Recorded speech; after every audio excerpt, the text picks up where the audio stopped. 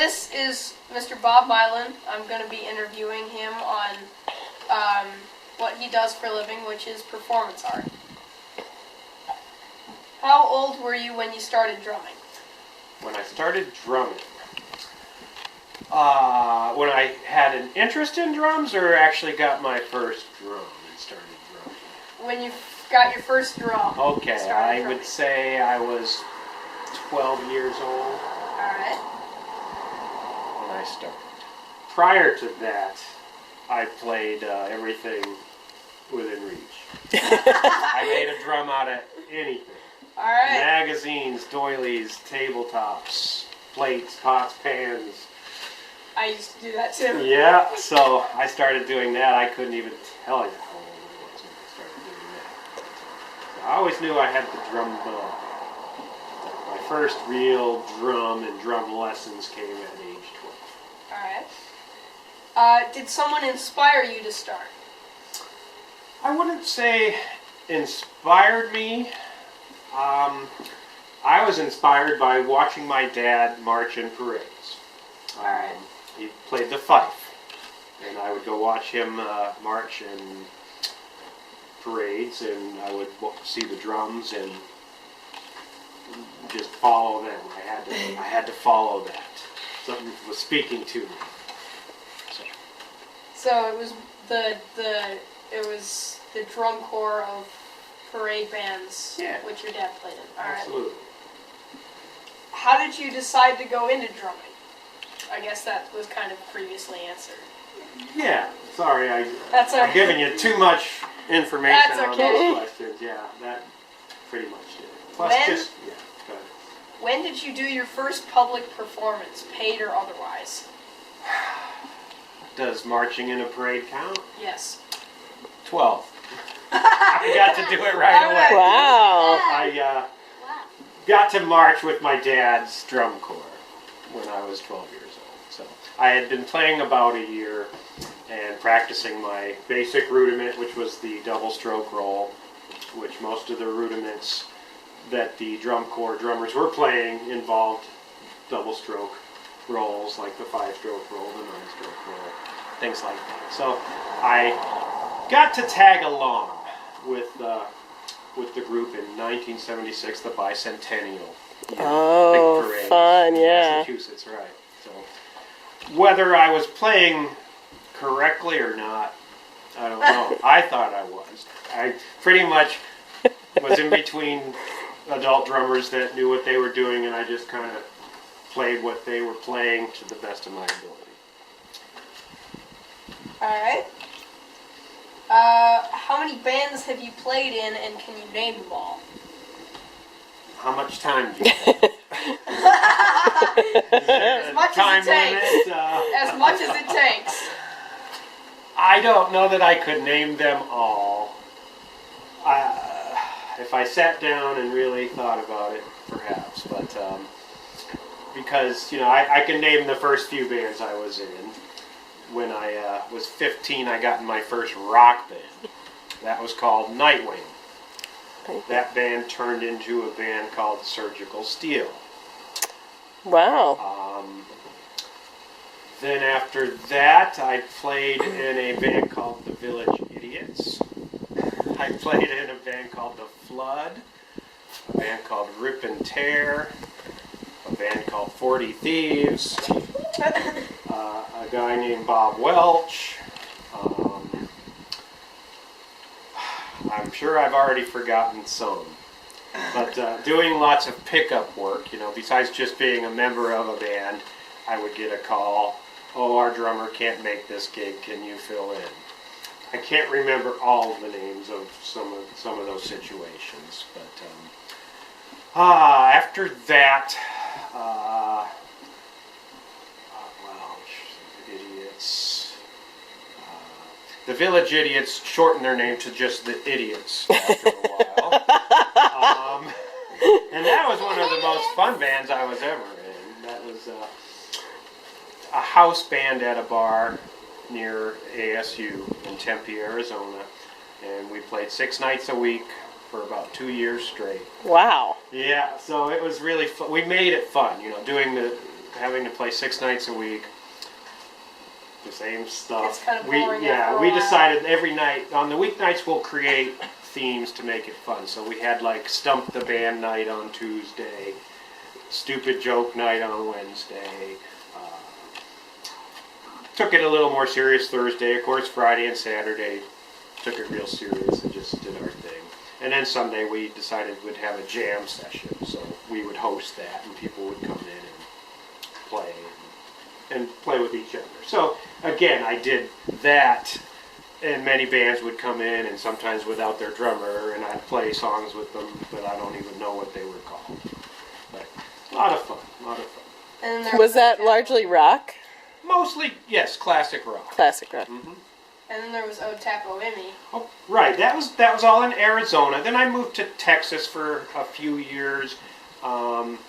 Played with a gentleman named Houston Marchman, and drove all around Texas and learned a little bit of slang. Alright. Then I moved to Wisconsin, played in a band called the Dang It's. Dang it. The Dang It's was a lot of fun. The Dang It's, I love that name. I played in a band called Reckless. I played in a band called Midlife Crisis. I played in Christy V Band, Marcy and the Highlights, and of course, as you mentioned, Ode Tapo Imi, which was a steel drum band. And still play with them now and again. But, and of course, let's see, then there's a band called Old School, the Cliff Fredrickson Trio, Vintage Red. We'll just leave it at that. Bahama Bob. Bahama Bob, yes, of course. Got it. Playing in Ode Tapo Imi, I learned how to play a steel drum, and now you're looking at Bahama Bob Milan. I go by the name Bahama Bob's Island Music. So after all those bands, Mm-hmm. what kind of music did those bands play? All over the place. I started out with the hard rock bands. Surgical Steel. Nightwing, Surgical Steel, Rip and Tear, 40 Thieves. We're all pretty much hard rock bands. Then I got into, I'll call it classic rock, because back then there was a difference. Hard rock and then there was classic rock. I think there still is a difference. Okay, very good. Some of the bands were country music. I left out a few bands. I played in a few of them were blues. I forgot my favorite band that I ever played in was called the Groove Merchants. How could I forget the Groove Merchants? And that was really neat. That was like a 10-piece group with horn section, and we played a lot of dance music, R&B, and even some disco, which isn't my favorite kind of music, but people ate it up, they loved it, and whenever we played, they danced. And that was really fun. So you basically just answered my next question, which was, what was your favorite band to play with? I'd say the Groove Merchants. For a drummer, yeah. When did you do your first paid gig and who you were playing for? Well, that would be Nightwing, which was my first band. Our first few gigs weren't for money. We played like at our high school during lunch. But then we played, believe it or not, we were a heavy metal band, and we were hired to play a prom. Really? A high school prom. Wow. And I got paid for that, so I'll call that my first paid gig. All right. Were there any other band names that you wanted to mention? They'll come to me. I think I'm up to date. All right. What was your favorite gig that you've ever played in your life? Because obviously that's probably a lot of them. There is a lot of them. Favorite gig ever. Just thought of another favorite gig or two. They're kind of related. I'm a big hockey fan, And when I was living in Phoenix, Arizona, they got a professional hockey team to move from Winnipeg to Phoenix, and they were called the Phoenix Coyotes. And one of my favorite bands that I played in, the Groove Merchants, I may have mentioned that, we were selected to play at the hockey game.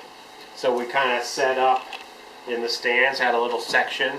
Our horn players did the national anthem for the game, and then in between, you know, whistles or for breaks when there were TV commercials or whatnot, they would direct your attention to the Groove Merchants, and we'd start playing songs at the hockey game, which I thought was really cool.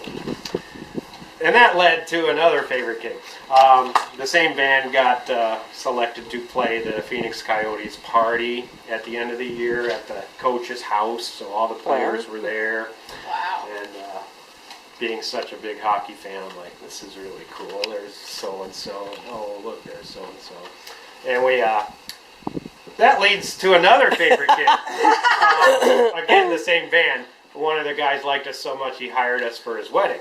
Wow. So this was really cool. I'm playing, his name was Rick Tocchet. He was a famous hockey player. He's retired now, but he played with the Pittsburgh Penguins, won a Stanley Cup with them, with Mario Lemieux. Anyhow, but of course everyone knows Wayne Gretzky, right? Well, here I am playing Rick Tocchet's wedding, and who's in front of me? Oh, Wayne Gretzky and his wife dancing. Oh, look, oh, there's another famous hockey guy. Oh, look. Wow. Now they're throwing each other in the pool and they're tuxes. These hockey guys, boy, they know how to have a good time. So that was another favorite gig. Ah, fun. That'll do. Next question. What gig were you playing in where something that you least expected happened? Surgical steel. I was playing, I had much longer hair than I have now, and this was the 1980s. So there was a lot of hairspray with bands. There was also, now it's known as the decade of the big hair bands. So I had hair. Big hair. And I'm playing along, and all of a sudden, the stick got stuck in my hair and was hanging in my hair. The stick had a crack in it. It wasn't totally broken, but when I went back, it got stuck in my hair. And when I went to go forward, the stick stayed in my hair and my hand went. And here I am wearing a drumstick in my hair. Didn't plan that. I remember that. I remember having to, somebody had to like cut it out. And I kept it for a while. Drumstick with hair sticking out of it. Didn't expect that. Totally didn't expect that. What was the most discouraging point in your career? Moving on from getting a stick in the hair. Discouraging point in my career. You know, getting to do something you love to do, there's not many of those. Yeah. I suppose when you play a gig and you go to get the money and the club owner is nowhere to be found, and they tell you, he had to leave. He told me to tell you to call him next week. And then you call him next week and he doesn't return your phone call. You know, that can be a little discouraging. Does that happen often? Not too often, but it has happened. And you know, it happened quite a bit in the heavy metal club days. And then it didn't happen for the longest time until last year it happened to me again. Yeah, really played a place, and that exactly is what happened. We were playing, and you could tell when you got there something wasn't right. Stuff wasn't working. The place was a mess. There's the club owner. The story was he owns a few clubs, so he goes back and forth.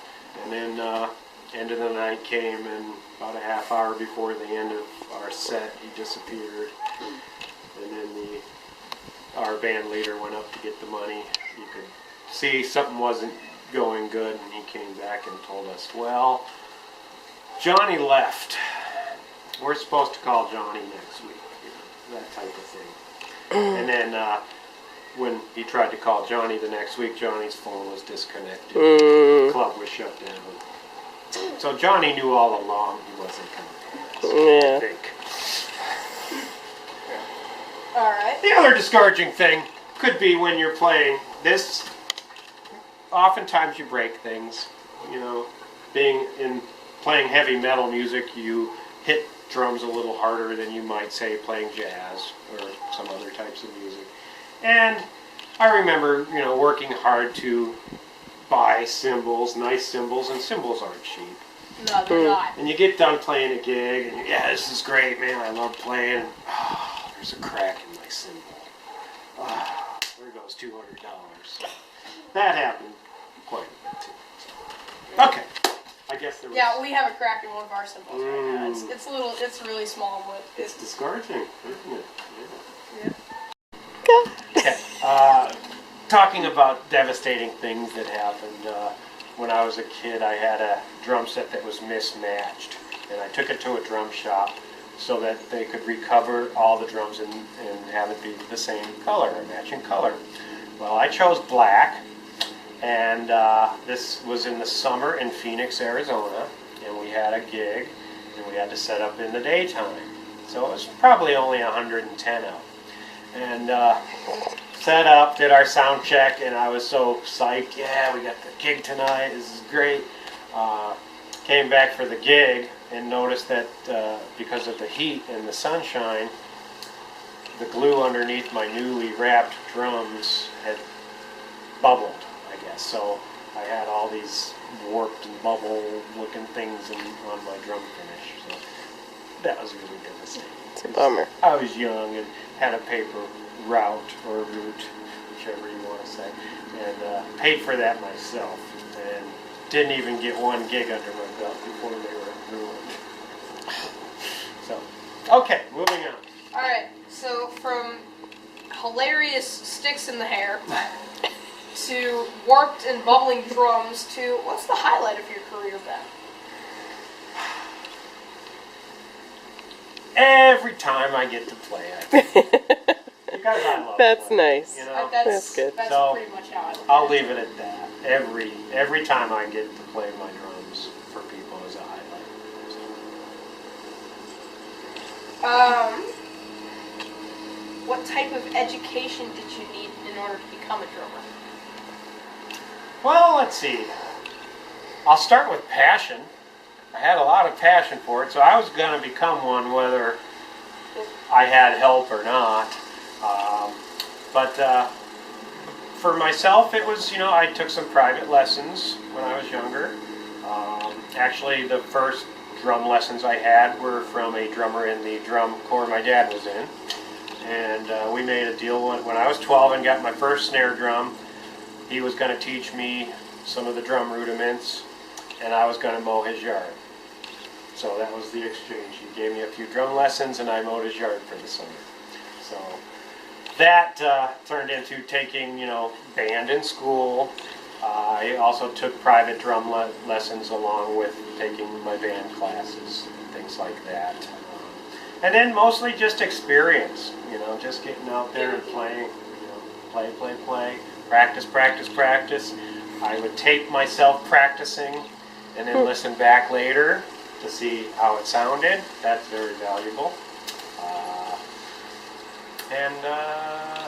I would just say experience. I took a few theory classes in college and whatnot, but I did really better my drumming. It bettered my knowledge of music and understanding of music and whatnot. But I would say the most valuable thing for me was practicing and learning what the drummer's role is, and that's keeping time, keeping steady time.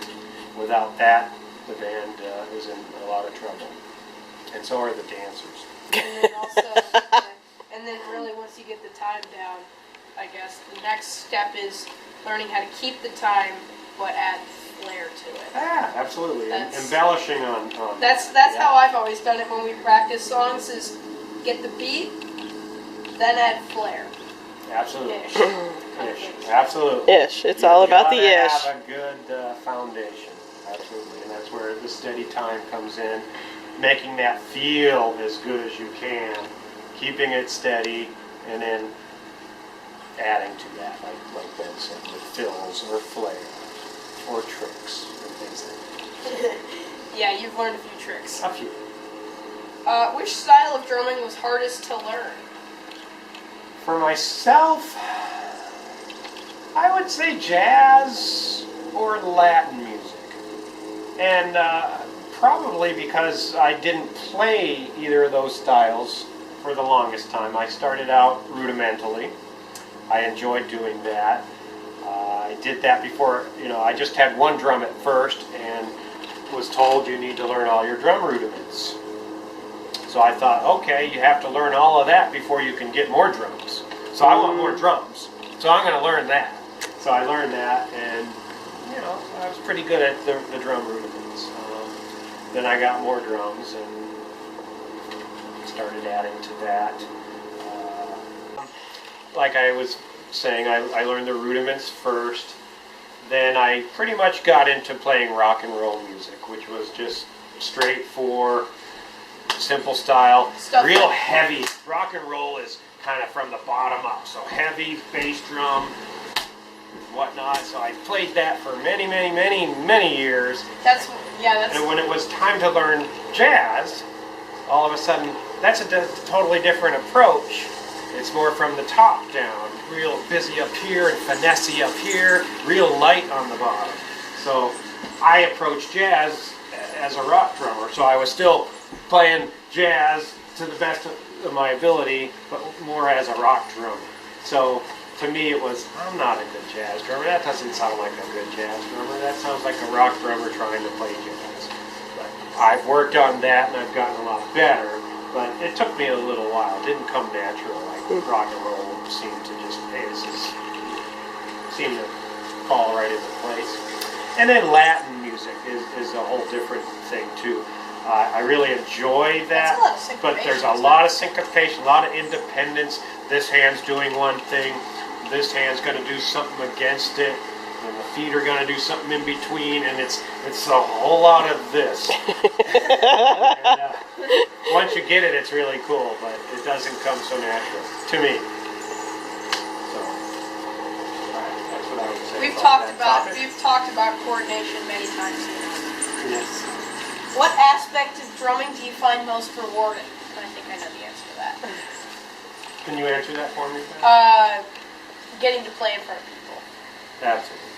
Yeah. And now that I do my Bahama Bob thing, and I actually play music, not just keeping a beat for musicians, getting the comments from, I played at a senior center recently, and a nice lady wrote me a letter thanking me for my beautiful music and how it cheered her up. Wow. That was awesome. Wow. I can do that. Wow. Sweet. What qualities do you have to have in order to become a drummer? I would say patience, coordination. Two very important things. I've learned that. Determination. That too. Yeah. A lot of those. Those Asian things? Asian things, yeah. More Asians. What can I do now to prepare for a career in drumming? Well, like I mentioned before, answering other questions, passion helps, a lot of practice, an open mind, a good backup plan, because things don't always work out like you plan. A little bit of luck doesn't hurt. But basically, just as they say, anything you want to do, you can do it if you put your mind to it. But keep in mind, if you're going to be with different bands, you can't control them. I've been in a lot of good bands that self-destructed because of egos or other issues. How would you respond to people that say drummers are not pure musicians? They just bang on things. Humbug? Humbug. Perfect answer. fine. Try to play without us. See what happens. You know, Little. we're the butt of a lot of jokes. And one of them is, what do they call the guy who hangs around all the musicians? What's the most annoying part of being a drummer?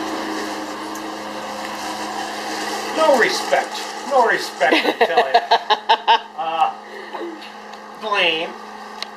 Because our role is keeping time, and we work hard at that. I know when I took drum lessons, and as well as when I practiced, I used what we call a metronome. Keeps time. Yes. It develops us to keep good time, and we can do that. Then you get in a band, and you might be playing with people who don't practice with metronomes. And they might want to play certain parts at different tempos. And all of a sudden, the drummer needs to, he feels like, oh, I have to catch up to them. Or, whoa, he's falling behind, I better slow down and catch up to him so that we still sound like a band. And then people turn around and go and blame the drummer for the tempos not being steady when it wasn't his fault. Yeah. That's frustrating. How would you respond to people who think that the mere fact of owning a drum makes you a drummer? Owning a drum? Yeah, owning a drum makes you a drummer. Well, you mean somebody that owns a drum but can't play the drum? Pretty much, yeah. Yeah, so here, let me... That's the question. How do you define a drummer? Anyone can buy a drum. Anyone can bang on a drum. That's not hard. No, that's not hard at all. Do you have technique? Can you keep time? All those things that the drummer those- is responsible for in a Absolutely. band, can you do those? Right. So, just because you own a drum doesn't make you a drummer. It makes you a drum owner. But you don't necessarily have to have a lot of musical background I don't. with drums, and neither did I. Neither do I, even though I play the steel drum now. But you have to be able to, it comes back to time again, and by that we mean keeping a steady beat, keeping good steady time like a clock. Every song you hear is got a steady beat behind it, or it wouldn't work. Even though sometimes the drummers like to put like fills in there, they're almost always, it always comes back to the time. Right. If the fill takes you out of time, you're in trouble. Or if the fill, if we're all doing this and all of a sudden the fill, Where is you everything have to at? stop doing this because you lost where that was, then you're in trouble. Right. And you're not a very good drummer if you do that. Yeah. That's for sure. So, and I like what Ben said, He had a drum set. He could play on the drums, and people probably went, "Wow, cool! He's a great drummer." But could he sit in a band? That's the totally question. different. So, They're really two very different things. All right, last question. Finally, who is the drummer that you admire the most? well, there's so many. That's a tough question. Of course, I admire the first guy that put sticks in my hand in the marching, drum corps, because he was a real drummer and he was going to show me stuff. I admire him. I also admire my first drum set teacher because, again, I didn't know what to do with all these drums and how to play them, and he showed me how. And of course, there's, the Neil Pearts of the world and the Buddy Riches of the world that just have such fantastic technique and styles that you want to be like them. And still like neither of them. But, I like them, but I can't play like neither of them. But, and there's so many drummers to name. But I would say, Neil Peart or Buddy Rich.